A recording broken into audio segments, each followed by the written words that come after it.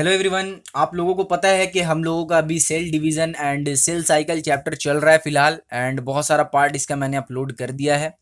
तो पिछले वीडियो में मैंने आपको प्रोफेज से पहले पहले तक पढ़ा दिया है, यानी कि बेसिकली कैरियोकाइनेसिस के बारे में अच्छे से आपको समझा दिया है। एंड कैरियोकाइनेसिस के अंदर कौन कौन सा प्रोसेस आता है, जिसको मैंने आपको बताया था कि पी मैट करके आप याद कर सकते हैं। ठीक है, P4 हो गया यहाँ पे प्रोफेज। M4 हो गया आपका यहाँ पे मेटाफेज। ठीक है, मेटाफेज। एंड यहाँ पे A4 आपका था एनाफेज। एंड यहाँ T4 था टेलोफेज। तो ये मैंने आपको लास्ट के वीडियो में यहाँ तक अच्छे से समझा दिया था। आज बेसिकली मैं स्टार्ट करने वाला हूँ यहाँ से, यानी कि ये वाले चीज से, प्रोफेज से। एंड देन हम लोग पढ़ेंगे मेटाफेज, उसके बाद anaphase and then telophase. And बाकी और टाइम बच जाता है तो फिर इसके बाद हम लोग मियोसिस के बारे में भी थोड़ा बहुत, मियोसिस नहीं, हम लोग बेसिकली कैरियोकाइनेसिस हो जाएगा, देन साइटोकाइनेसिस के बारे में थोड़ा बहुत पढ़ लेंगे। फिलहाल इसको मैं कर रहा हूँ इरेज।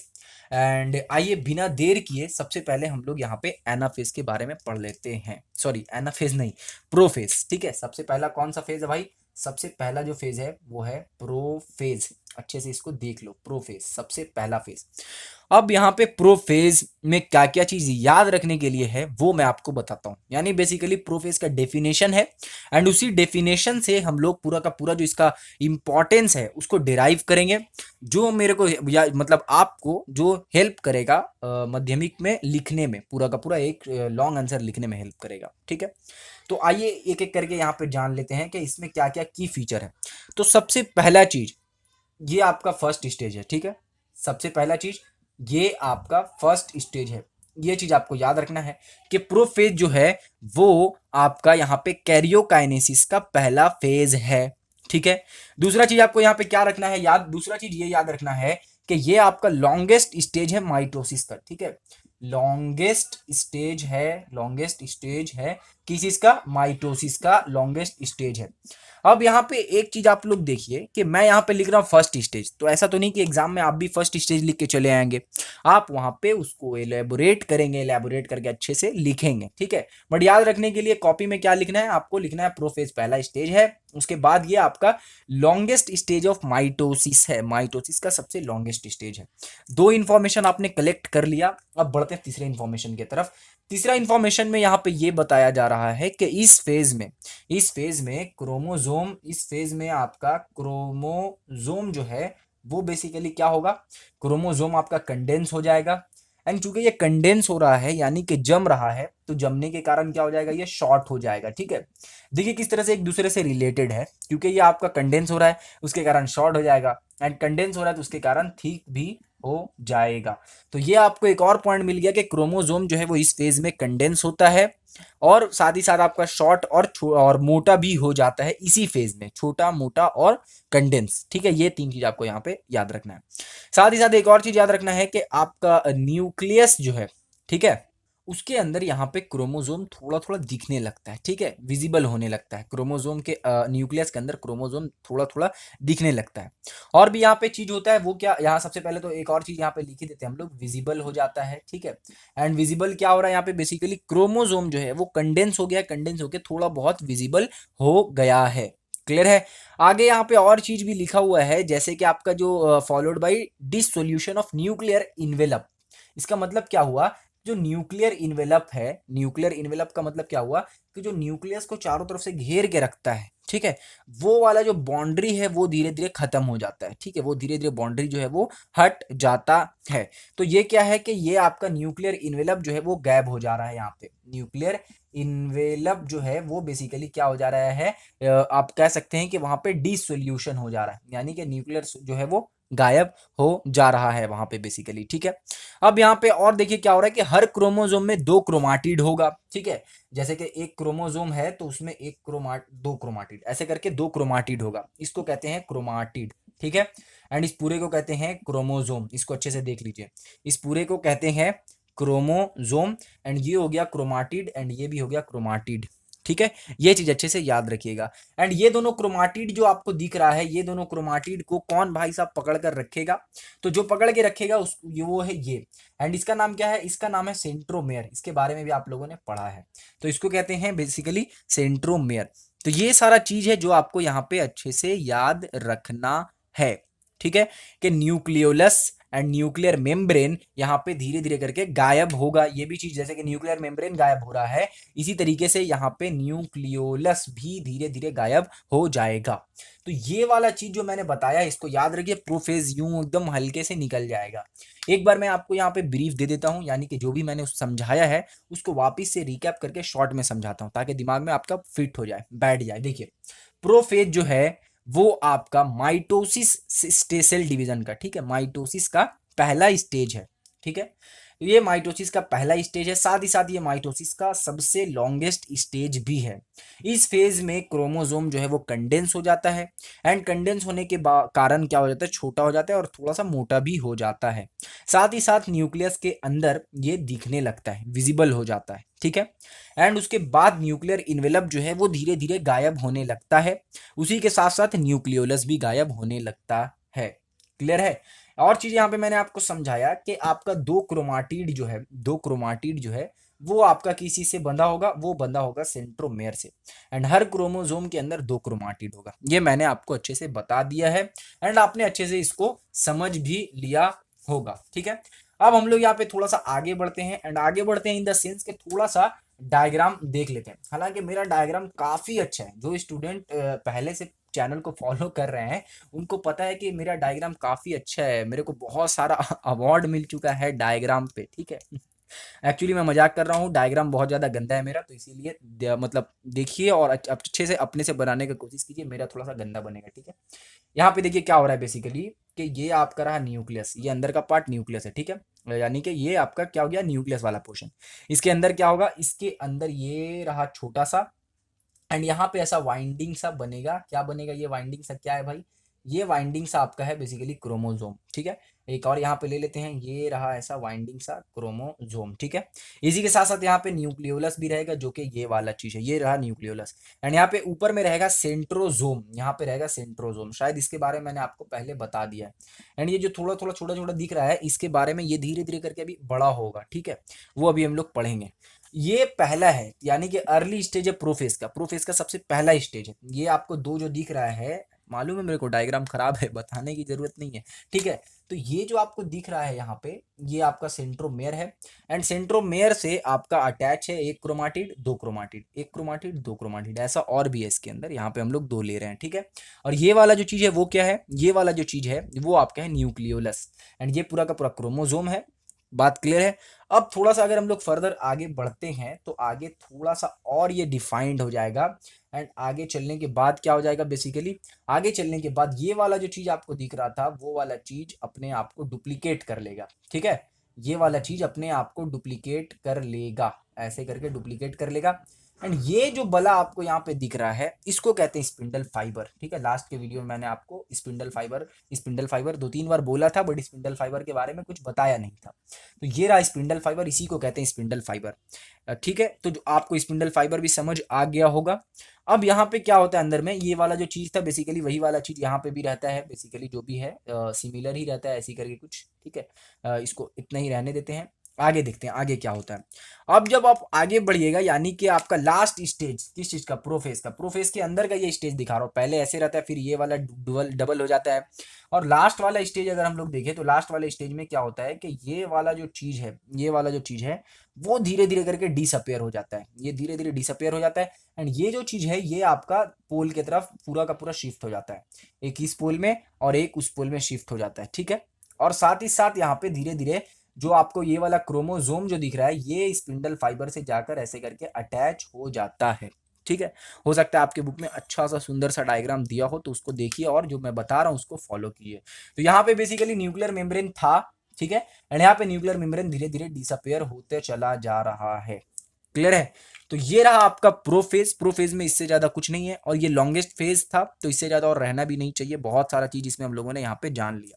एक चीज आप लोगों को मैं यहाँ पे और बताना चाहूंगा कि ये वाला जो चीज दिख रहा है आप लोगों को, यानी देखिए एक बार मैं साइड में बना के दिखाता हूँ, यहाँ पे ऐसा टाइप का होता है, एंड होने के बाद यहाँ से ऐसे करके जाता है, ठीक है। एंड देन यहाँ पे अगेन क्या ये बन रहा है आपको पता ही है, ये वाला चीज बन रहा है यहाँ पे, ठीक है। तो ये ऐसे जाता है, यहाँ पे जो आपको ये वाला रे दिख रहा है इसको कहते हैं एस्ट्रल रे। क्या कहते हैं इसको, इसको कहते हैं एस्ट्रल रे। और ये वाला जो चीज दिख रहा है इसको कहते हैं स्पिंडल। क्लियर है?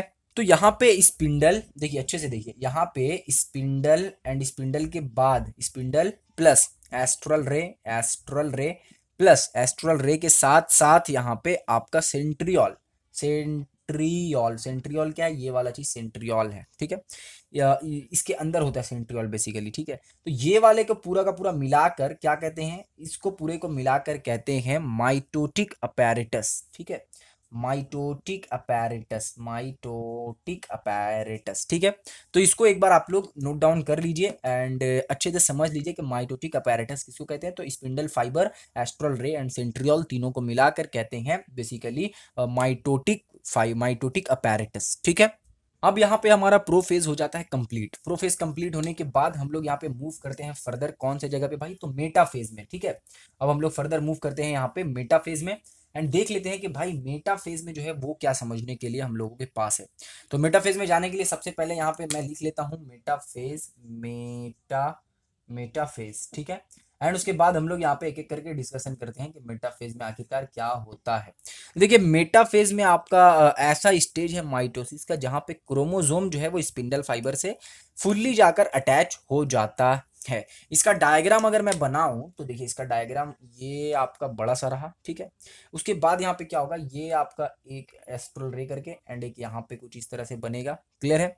ये वाला आपका एस्ट्रल रे रहा एंड ये आपका ऐसे ऐसे करके यहाँ पे आएगा स्पिंडल फाइबर, ठीक है? ऐसे ऐसे करके यहाँ पे आ जाएगा स्पिंडल, ये हो गया स्पिंडल फाइबर, ठीक है? स्पिंडल फाइबर हो गया। अब यहाँ पे बेसिकली क्या होगा, थोड़ा सा कलर चेंज करके मैं आपको बताता हूँ कि यहाँ पे आपका ये रहा जो भी सेंट्रोमेयर, हाँ ये रहा आपका सेंट्रोमेयर, ठीक है? एंड यहाँ पे क्या होता है कि ये वाला चीज ऐसा और ये वाला चीज ऐसा एंड फिर अगेन ये चीज ऐसा एंड ये चीज ऐसा। तो बेसिकली यहाँ पे होगा क्या कि आपका स्पिंडल फाइबर से ये जाके कनेक्ट हो जाएगा, क्रोमोसोम जो है वो स्पिंडल फाइबर से जाकर कनेक्ट हो जाएगा। क्लियर है? इसी तरीके से यहाँ पे भी होगा, ये रहा ऐसा, ये रहा ऐसा एंड ये ऐसा, ये ऐसा। तो ये आपका यहाँ पे आके कनेक्ट हो जाएगा। ये पूरा का पूरा स्ट्रक्चर है मेटाफेज का। किस चीज का है भाई? मेटाफेज का स्ट्रक्चर है। क्या क्या चीज है इसमें आपको पता चली गया। ये वाले रीजन को कह देंगे हम लोग पोल कह देंगे, ठीक है? क्लियर है? ये वाला चीज को आपका इक्वेटोरियल रीजन कहेंगे, जो आपको इक्वेटर में दिख रहा है उसको कहेंगे इक्वेटोरियल रीजन। और ये आपका स्पिंडल फाइबर है, ये वो आपको पता ही है। यही बेसिकली आपका मेटाफेज पूरा का पूरा है, ठीक है? अब मेटाफेज में हम लोगों को जानना क्या है भाई? तो मेटाफेज में हम लोगों को ये जानना है कि डायमंड शेप का एक स्ट्रक्चर बन रहा है। यहाँ पे डायमंड शेप का एक स्ट्रक्चर बन रहा है। इस डायमंड शेप के स्ट्रक्चर को कहते हैं हम लोग स्पिंडल। क्या कहते हैं इसको? इसको कहते हैं हम लोग स्पिंडल। ये जो डायमंड शेप का जो आपको स्ट्रक्चर दिख रहा है इसको कहा जाता है स्पिंडल, ठीक है? साथ ही साथ यहाँ पे आपका जो दो पॉइंटेड एंड दिख रहा है यानी कि ये वाला एंड ये वाला, इन दोनों पॉइंटेड एंड को कहते हैं पोल। ये आपको अभी मैंने बता दिया, वही चीज वापस से रिपीट कर रहा हूँ मैं बेसिकली, ठीक है? ये जो बीच वाला पोर्शन है इसको क्या कहेंगे? इसको कहेंगे बेसिकली इक्वेटोरियल प्लेट वगैरह कह सकते हैं यहाँ पे, ठीक है? तो यही यहाँ पे टोटल चीज था। बेसिकली हो क्या रहा है इस वाले स्टेज में? इस वाले स्टेज में आपका जो भी क्रोमोसोम है वो अटैच हो रहा है स्पिंडल फाइबर से एंड अटैच होने के बाद वो सेंट्रोमेरिक रीजन में आ रहा है एंड आने के बाद इक्वेटोरियल प्लेन में अच्छे से आकर अरेंज हो जा रहा है। बस यही चीज हो रहा है आपका मेटाफेज में। वापिस से मैं रिपीट कर रहा हूं कि मेटाफेज में आपका मेटाफेज जो है क्या है? यहाँ पे मेटाफेज जो है वो आपका माइटोसिस सेल डिवीजन का एक स्टेज है जहाँ पे क्रोमोसोम जो है वो स्पिंडल फाइबर से आकर अटैच होता है एंड अटैच होने के बाद वो सेंट्रोमेरिक रीजन में आकर खुद को शिफ्ट कर लेगा, यानी खुद को सजा लेगा वहां पे और इक्वेटोरियल प्लेन में खुद को अरेंज कर लेगा। बस यही आपका हो गया मेटाफेज कंप्लीट, ठीक है? एंड बाकी सब चीज आपको बता ही दिया, पोल किसको बोलता है, स्पिंडल किसको बोलता है और बाकी जो भी है यहाँ पे वो मैंने आपको अच्छे से बता दिया। ज्यादा इसको और एलेबोरेट नहीं करते बिकॉज दो और हैं जो हमारा वेट कर रहे हैं। क्या क्या है? एक है एनाफेज एंड उसके बाद हमारे पास है टेलोफेज। तो उन दोनों को भी नहीं मिस करेंगे, उन दोनों को भी आज ही के वीडियो में कोशिश करेंगे कि पूरा का पूरा हो जाए। तो यहाँ पे उसके बाद जो हमारा है वो क्या है? एनाफेज, एनाफेज, ठीक है?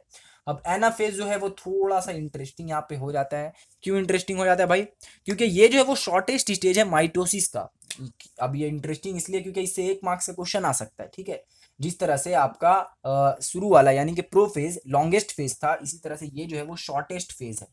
शॉर्टेस्ट फेज है यानी शॉर्टेस्ट स्टेज कह सकते हैं, फेज नहीं स्टेज, ठीक है? तो शॉर्टेस्ट स्टेज है ये, इसीलिए इसको याद रखिएगा कि ये शॉर्टेस्ट स्टेज है। यहाँ पे होता क्या है? यहाँ पे बेसिकली ये होगा कि जो आपको डॉटर क्रोमोसोम दिख रहा था वो धीरे धीरे शिफ्ट होने लगेगा। कैसे शिफ्ट होगा वो मैं अभी आपको यहाँ पे बता रहा हूँ। देखिए इस वाले का डायग्राम मैं बनाने का कोशिश कर रहा हूँ, अच्छा तो नहीं बनेगा बट फिर भी कोशिश कर रहा हूँ, ठीक है। ये यहाँ वगैरह वगैरह जो भी था एस्ट्रल रे, ये भी एस्ट्रल रे था। एंड इसके बाद ये ऐसा करके यहाँ स्पिंडल जा रहा था, एंड यहाँ पे भी ऐसे स्पिंडल जा रहा था, फिर यहाँ पे स्पिंडल, वापिस से यहाँ पे स्पिंडल, एंड वहाँ पे एक और यहाँ पे एक और, ठीक है। ऐसा कुछ था स्ट्रक्चर। इसके बाद यहाँ पे क्या होगा बेसिकली कि इससे पहले वाले में आपने जो देखा वो कुछ इस तरह से दिखा था आपको कि एक ऐसा था, ठीक है, एंड साथ ही साथ एक ऐसा था, और फिर आपका यहाँ पे एक ऐसा था एंड साथ ही साथ एक ऐसा था, ठीक है। लेकिन यहाँ वाले केस में थोड़ा सा डायग्राम में चेंजेस हो जाएगा, और वो क्या होगा, ये ऐसा रहेगा, ऐसा, ठीक है, एंड ये रहेगा ऐसा, ऐसा।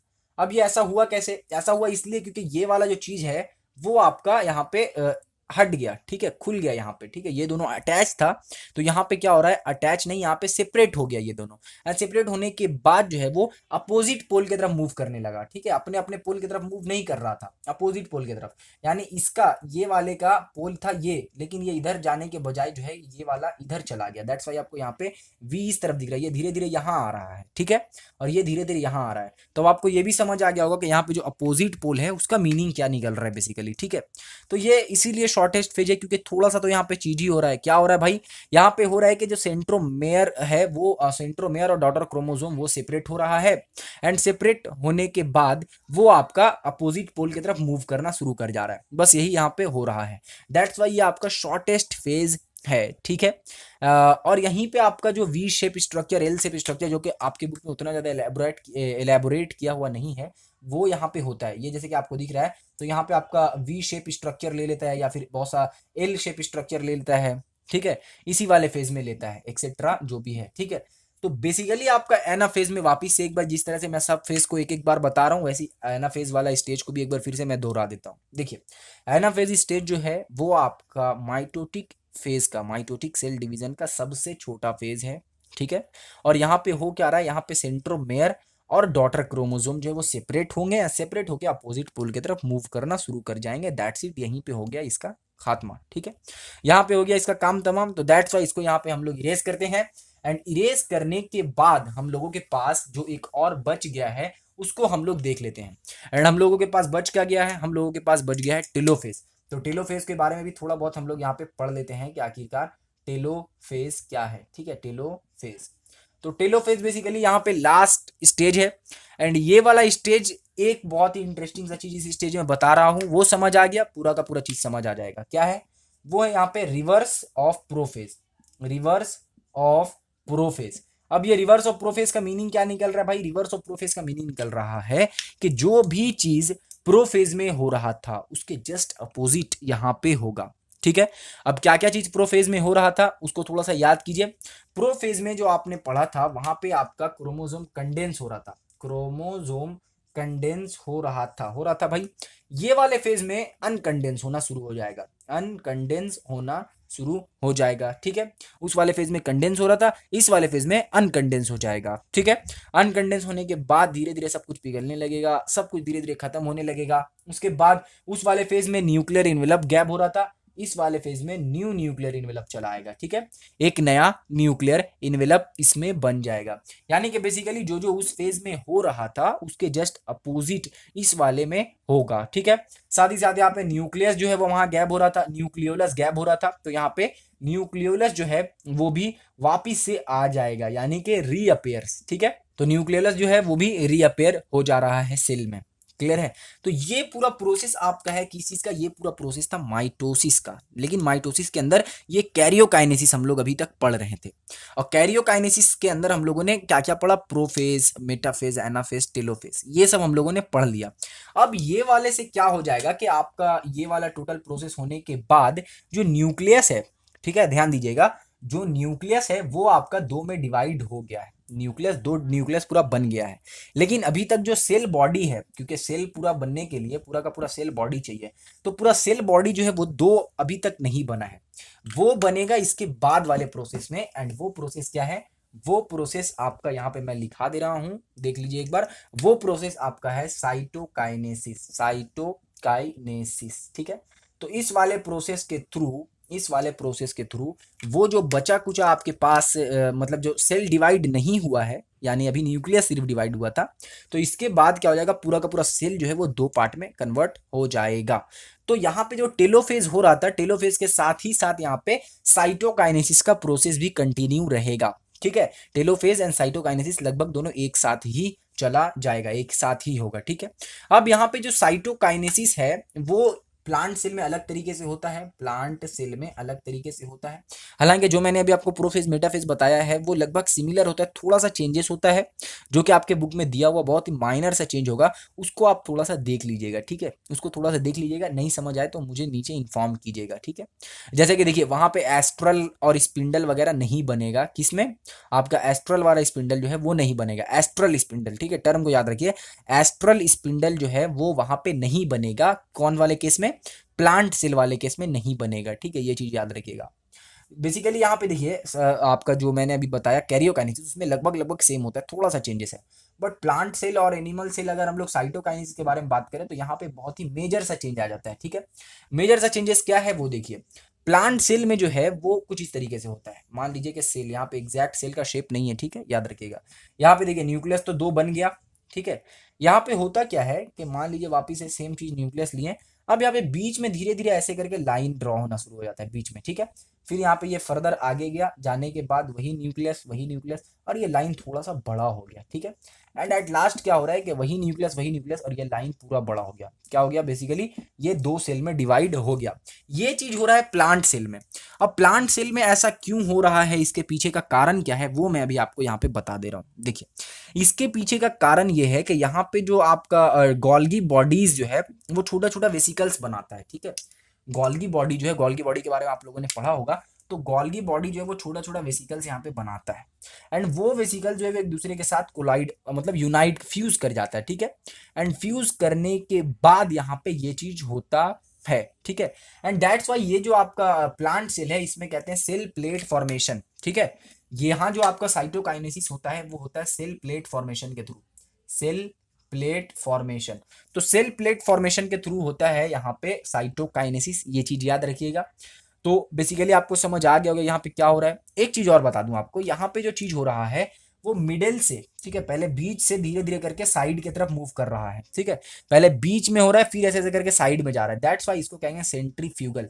सेंट्रीफ्यूगल फोर्स वगैरह आप लोगों ने पढ़ा होगा, यानी बीच से लग के आउटसाइड होता है, बाहर की तरफ होता है। ठीक है, एंड यही चीज अगर अंदर की तरफ होता तो सेंट्रीपेटल कहलाता। तो ये चीज याद रखिएगा कि ये सेंट्रीफ्यूगल है, यानी कि बाहर के साइड में ये हो रहा है, एंड वही धीरे धीरे अंदर आता तो उसको कहेंगे सेंट्रीपेटल। तो प्लांट सेल हम लोगों ने देख लिया, जस्ट इसके अपोजिट आपका एनिमल सेल में होगा। ठीक है, जस्ट इसके अपोजिट एनिमल सेल में होगा, एंड एनिमल सेल में कोई सेल प्लेट वगैरह फॉर्मेशन नहीं होगा। ठीक है, एनिमल सेल में कैसे होगा वो मैं आपको बताता हूँ। देखिए यहाँ पे ऐसा कुछ सेल रहा होगा, एक यहाँ पे न्यूक्लियस बन गया, एक यहाँ पे न्यूक्लियस बन गया। ठीक है, अब ये क्या होगा, धीरे धीरे करके यहाँ पे आएगा, एंड आने के बाद थोड़ा सा ऐसा हो जाएगा। ठीक है, ऐसा, यहाँ पे न्यूक्लियस, यहाँ पे न्यूक्लियस। अब यहाँ पे नोट कीजिए क्या हो रहा है कि ये वाला जो है वो हिस्सा थोड़ा थोड़ा अंदर जा रहा है। ठीक है, यानी कि बेसिकली ये बाहर से अंदर की तरफ धीरे धीरे जा रहा है। ठीक है, ऐसी जाते जाते जाते जाते क्या हो जाएगा, ये एक अलग बन जाएगा एंड ये एक सेल अलग बन जाएगा। तो यहाँ पे जो चीज हो रहा है ना वो क्लीवेज, ये इसको बोलते हैं फर्रो बोल सकते हैं, क्लीवेज बोल सकते हैं। ठीक है, तो यहाँ पे जो एनिमल सेल में हो रहा है वो क्लीवेज फॉर्मेशन के थ्रू हो रहा है, या फिर यूं कहें कि आपका यहाँ पे फर्रो के थ्रू हो रहा है। ठीक है, क्लीवेज या फिर फर्रो या फिर इनवैगिनेशन, ये 3 टर्म बुक में इस्तेमाल किया गया है। उन तीनों टर्म का बेसिकली मतलब ये कि बाहर से अंदर की तरफ धीरे धीरे धीरे धीरे ऐसा दब रहा है, दबने के कारण ये पूरा का पूरा जब दब जाएगा तो एक सेल अलग, एक सेल अलग हो जाएगा। ठीक है, यहाँ पे एक चीज लिख दूं, ये जो है वो आपका न्यूक्लियस है, ये है न्यूक्लियस, और ये वाला पोर्शन जो है वो साइटोप्लाज्म है। हालांकि आपको देख के ही पता चल गया होगा कि कौन सा न्यूक्लियस है एंड कौन सा साइटोप्लाज्म है। यहाँ पे प्लांट सेल में आपने देखा कि बीच से धीरे धीरे बाहर निकल रहा था। ठीक है, बीच से बाहर निकल रहा था, दैट मीन्स कि वो क्या था, वो था आपका सेंट्रीफ्यूगल, सेंट्रीफ्यूगल। ठीक है, एंड ये बाहर से अंदर की तरफ जा रहा है तो इसको कहेंगे सेंट्रीपेटल, सेंट्रीपेटल। ठीक है, तो ये सब चीज आप याद रखिएगा अच्छे से, एंड जो भी मैंने आपको समझाया आई होप सो अच्छे से समझ में आ गया होगा। अब हम लोगों का इस चैप्टर में थोड़ा सा पोर्शन बच गया है जो कि है मियोसिस का, जो कि आपका बहुत ही शॉर्ट सा वीडियो बनेगा और उसको हम लोग कवर करेंगे नेक्स्ट क्लास में। ठीक है, नेक्स्ट क्लास में उसको हम लोग कवर करने का कोशिश करेंगे। तो आज की क्लास को यहीं पे रखते हैं उम्मीद है कि जो भी मैंने आपको समझाया वो अच्छे से समझ में आ गया होगा। और अगर अच्छे से समझ आ गया है एंड आपको अगर ऐसा लगता है कि ये जो वीडियो है वो आपके दोस्तों की भी हेल्प कर सकता है, तो बिना देर किए तुरंत अपने दोस्तों तक इस वीडियो को शेयर करें, ठीक है, ताकि उनको भी हेल्प मिल सके। तो मैं मिलूंगा आपसे नेक्स्ट वीडियो में, तब तक के लिए अपना बहुत सारा ख्याल रखिए। Thank you.